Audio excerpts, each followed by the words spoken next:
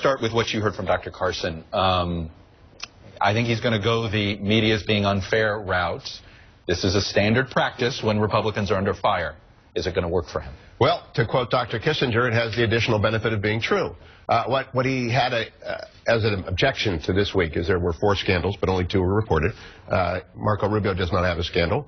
Ben Carson does not have a scandal. Hillary, however, had her non-disclosure agreement revealed by Lachlan Marquet at the Washington Free Beacon, and Reuters obtained a letter from the Teneo Group refusing to answer any questions about Hillary Clinton. So there were 4 scandals. 2 of them were real, involving Hillary Clinton. They were not reported. 1 about Ben Carson, West Point, not a scandal, heavily media, and the one about Marco Rubio was all puff. Why is it not a scandal?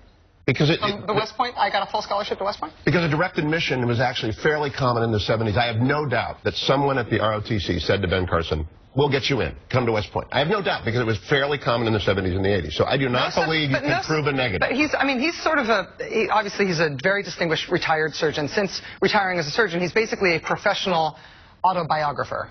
And that's what he does. He sells and sells and sells and sells his autobiography. There are a lot of things, the most dramatic things in his autobiography, all of which are favorable to him, and all of which have helped sell himself as this amazing person who ought to be president, which cannot be corroborated, including the factual statement that you can get a full scholarship to West Point. It doesn't even work that way. A young man who, yes, it does. Direct admissions are full scholarships. It's just vernacular. Nobody pays. Nobody pays. Right. Nobody pays. So everyone nobody gets a scholarship. It's but not here's like the question. He got offered to West Point and didn't have to pay when other people would have to. That's the impression that he gave the way his own story. If you get into Yale and you are an ROTC student, do you really doubt that someone came to him and said, you need to go to West Point, we will get you in by direct admit, you don't have to pay? You really doubt that happened? But what I doubt is a person ought to be president on the basis of their autobiography when they sell that to the country as, I was offered a full scholarship to West Point and I turned it down because I didn't need it. You weren't offered a full scholarship to West Point. You didn't apply to West Point. Nobody gets a full scholarship to West Point. And if you're selling yourself, you're not selling it truthfully. Gwen, you've been on the trail